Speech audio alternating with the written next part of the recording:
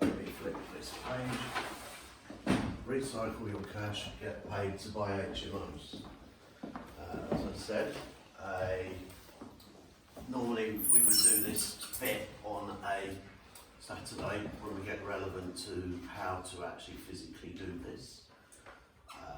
But as one of my clients who's already doing this, can I introduce you to Stuart? Hi everybody. Stuart's volunteered to come and share with you. And this strategy isn't going to be for everybody, but it will be for some of you who likes the idea of buying houses and getting paid to buy them so that you never run out of money. Yeah. Okay. Who likes the idea of just buying HMOs? You've got to put your hand up for that one, haven't you? Okay. So look, it's not. There are some red tape that you need to understand to make sure you're compliant and you do the licensing and all that sort of stuff. That for me is go find a property and then look at the local council and see what their requirements are and follow it. Cam, you're going to be fairly experienced in your area doing your stuff. You're probably at the next level to Stuart, just so that you probably end up having a chat at lunchtime because you're onto bigger units.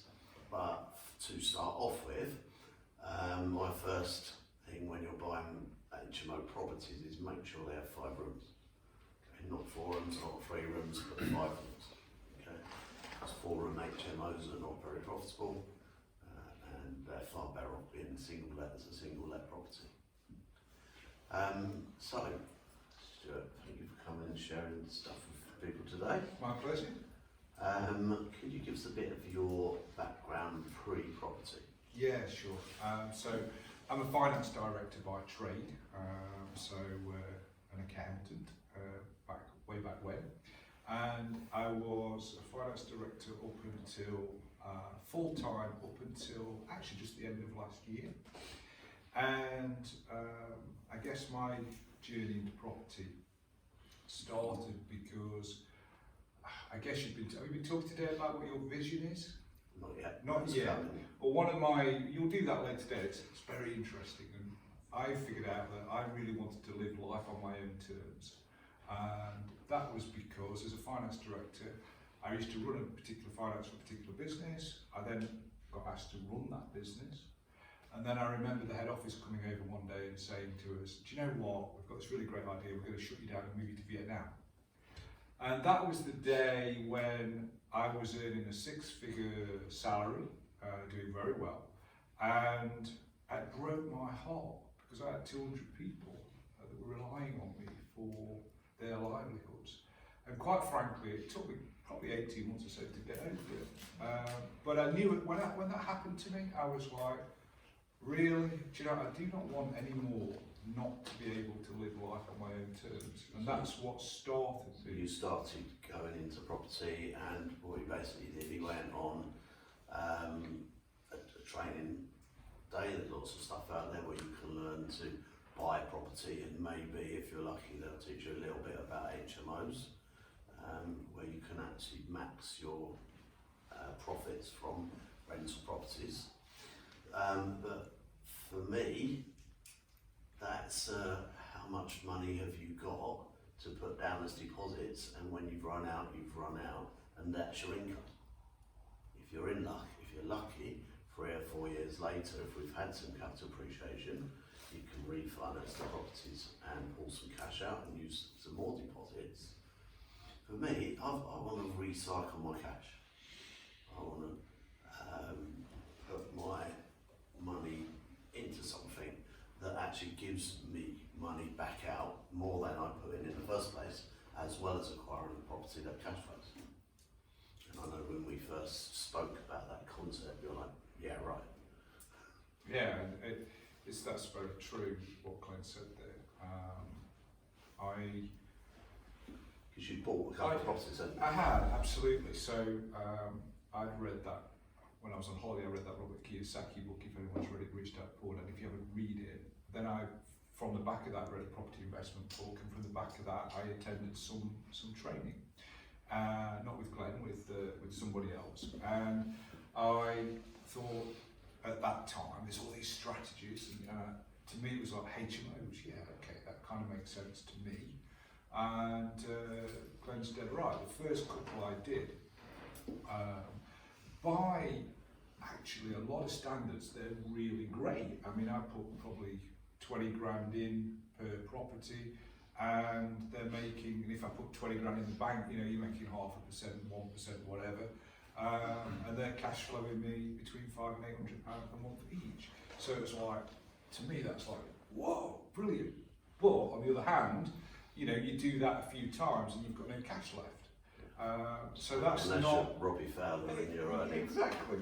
So So you can keep on buying properties. You've got to come up with a plan that's going to give you the lifestyle you want before you run out of deposit money. So absolutely. So the trick to it, apart from all the things that you're going to learn over these next 4 days and taking some action, is to be able to get paid to own a property, which, like, for real, you're like, really, is that really gonna, like, really, can that happen? And it totally can happen. And the third property that I did, I got paid £9 grand to own that property, as well as then being able to cash flow it. How did that happen? Well, how that happened, well, to start with, I guess the very first thing was I got myself educated, and At a sophisticated level? exactly that. So I started out getting myself educated in the general strategies, and then the reason that I hooked up with Glenn is because I wanted to educate myself further and do things in a more sophisticated way, because as a finance director I can figure out, just as you can, you've only got so much cash and it will run out unless you're doing something a bit smarter than that. So I'd already got experience in the area that I was in. I'd done 2 of them, and I'd basically bought a property that was in a rundown condition, I'd converted it to a HMO, and done all the things that you need to do that. And the third one that I did was quite a neat deal, in that I always look for a minimum of 5 lettable rooms, as Glenn said. 6 is a nice area, is even better, I think, but 5 minimum. And I'd actually been searching on Rightmove all the time for different properties that might work, and I actually came across a 2-bed, believe it or not. And you think, how can you make a 5 lettable room property out of a 2-bed? That's nuts. Well, this particular property had 2 large bedrooms and a bathroom that was massive. Like, and the more you look at these things, the more you just look at it and you go, oh, maybe I could do something with that. And so that's what So looking at floor plans, Yeah. when you're looking at what type of properties to buy is really important. And also having a concept for what the room sizes are and actually be able to visualise it. Oh, 100%. And I mean, there are some, if you want to do HMOs as a strategy, there are some super critical things that are really simple, although they're not always easy because you've got to take the action. But the simple thing you've got to do is just literally, if I may, if you find out whether is this area an Article 4 area or not. Do you want me to explain what that is? Well, we'll go into we'll do that on another day. Yeah, on another day. So yeah. you'll It's feel just like the that. overall concept yeah. of your journey. Really. Yeah, so I did that. I literally picked an area, I found out whether it was Article 4 or not, and I then picked up the phone to some agents and started to understand a little bit about the rentals that one could get. And I went on the council website to figure out what the amenity standards are, like Glenn said, room sizes. And then when you know that, well, I've got an area, yeah, it's not Article 4, yeah, I know what the room sizes are, brilliant. Then you can just bob onto Rightmove and just start looking for properties. And what we're looking for something that you can actually buy it at a price that will allow you to use the discount for the deposit. Okay, and if you get enough discount, not only will it cover the deposit, it will also give you cash out at the end. So that particular deal was a 2-bed property that I could see from the floor plan, even cutting a bathroom out of one of those bedrooms and taking the bathroom, I could create three rooms still upstairs. Had 2 reception rooms downstairs, and it had sufficient size from a kitchen to make a kind of kitchen communal area. So how much money did you pay for the property? 61, How much did you spend doing it up? including spend doing it was about 25, fees were about 5, so I was all in for 91,000. And then it valued up at, 135. and you were able to, well, you had, Pulled out, they gave me 102 back. so you had, Or one. was it last Friday or the Friday before? Yeah, actually it was, it literally was last Friday when the 100 grand popped back into my bank account. And I look at my bank statements and I can go down and go, oh yeah, I spent like 91 grand and then somebody gave me 100 grand back. I've just been paid 9 grand to own a house. For real. Like, okay, that took like a period of time to do it from when I first looked at it to you go through the process. So what Glenn says you can do. You can do. And what Glenn will teach you as well later on is even more sophisticated ways of doing that without even what I did, which was basically, you've got to put, I actually paid cash for that one because I could, and people go, oh, I haven't got 60 grand, you're a finance director, I can't do it. That's so wrong, because there'll always be someone that will JV with you if you find something like there's always a way of doing it. And Glenn's got some really cool, which he'll share you, super sophisticated ways of doing it, where frankly, you can probably buy a house for less than £1 grand, and you can still get paid to own it.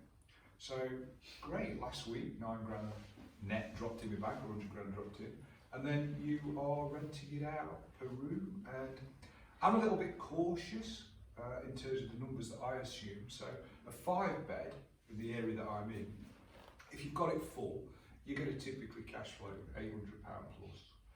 But I work on the basis of getting 500. I'm in just 4 rooms out to the 5 rented all the time. And that's how I work my numbers. So I've got a certain amount of salary that I used to earn back in the day. I now have a new set of numbers that I want to earn, and I just divide that by the number of 500. Going to, quite right. I've got divide that by 500 quid, and that's how many HMOs that I need. But now you're not looking at that, oh, I've got this amount of working capital cash, and it's dropping all the time.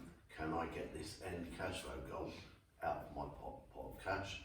Well, if you're actually getting more money in than what you spend on something, it goes the other way. It grows instead of shrinks. And if I may, I'll share with you HMO number 5.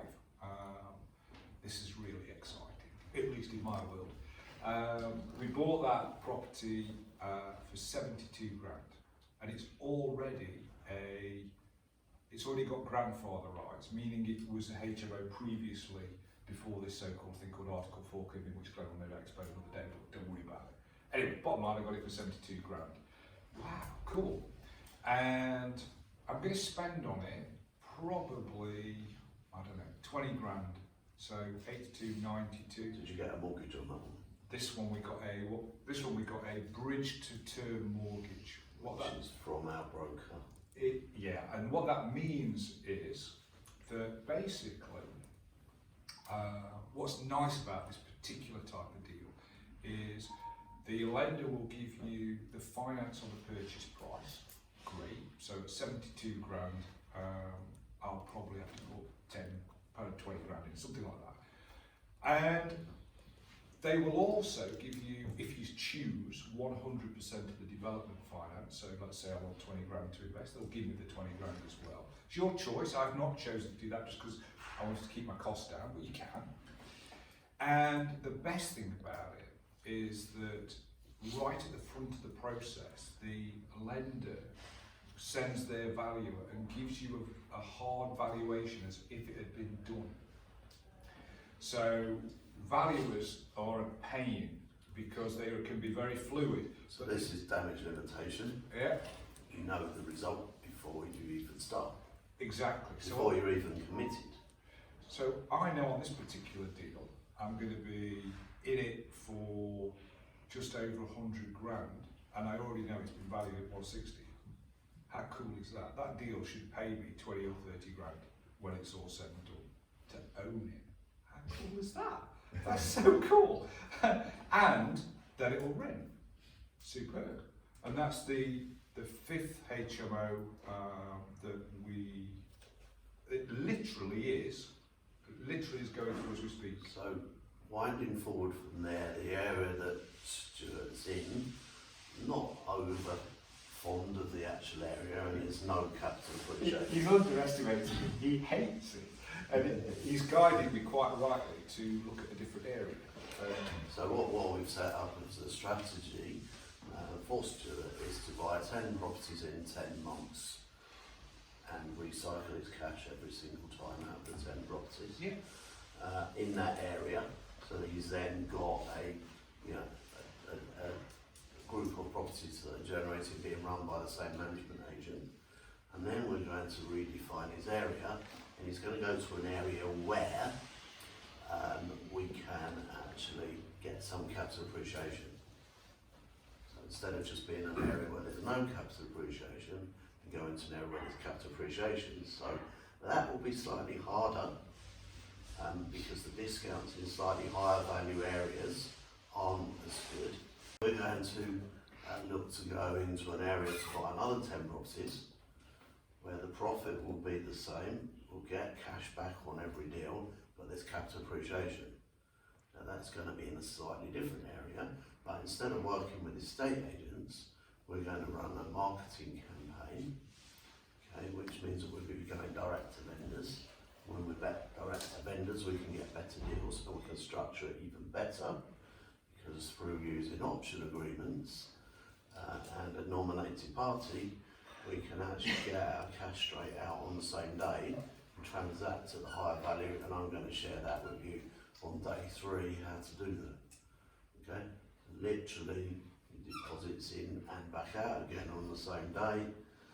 You've got your cash out and maybe a bit, not quite as much as the ones in a cheaper area, but they'll be in an area where long-term wealth comes from capital appreciation.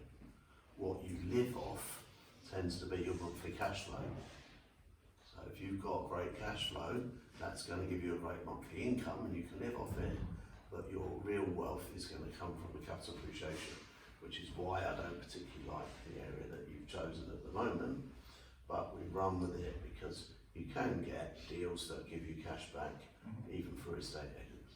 Yeah, that's right. And so my goal right now is to finish off in that area and have 10 by Christmas. I bought the 7th one yesterday. I was a bit gutted yesterday because I was trying to buy 6 from somebody. It kind of hasn't happened, but hey ho, that's life. So I've got 7 weeks left to get the other 3. And I'm hoping actually to have some opportunities passed to me later on today from somebody that I know in that particular area. But so I'm going all in to do that, and that's not to say I'll buy stupidly, just because I've got 10 in my head. If I end up with 9 or 11, because then that'll be fine. And then the other thing that I'm doing right now is figuring out with Glenn what that other area is going to be. So area number 1 for me has been, okay, it's cash flowing, and I need that because I'm no longer earning a 6-figure salary. I've got a bit of cash in the bank that's dwindling down, and I need to replace that up. So the cash back is now replacing that. Yeah, it is. There will be a marketing cost when we move forward, and the cash out won't be quite so good, but by that time you should be earning between £5,000 and £7,000 a month. Exactly. From the first part of the portfolio. Exactly. Now, literally, my plan is for you to go from 0 to £7,000 a month in year 1, and get more cash than what you started with. Yep. And in year 2, go from £7,000 to £14,000. Yep. In an area where you're going to get capital appreciation, and then go on for year 3 to hit up to around about the £20,000 a month profit from something that you've done all from one smaller cash pot than what you'll end up with. Absolutely. And that's a bit slow, really, because he works at like 1,000 times faster than that. And already in my mind, what's been great working with Glenn is it's a lot of this is about your mindset. And I'm starting to, and I can feel it in myself, I'm starting to think I'm playing too small. In fact, having the confidence to actually go for those 6 the other day, you know, I wouldn't have even contemplated that. I'd be like, oh my God, I can't do that. But now that is turning, and in my head, I'm now looking at it and thinking, well, I've got to get this 10 for Christmas. And really, have I got to wait 10 months to do the 10?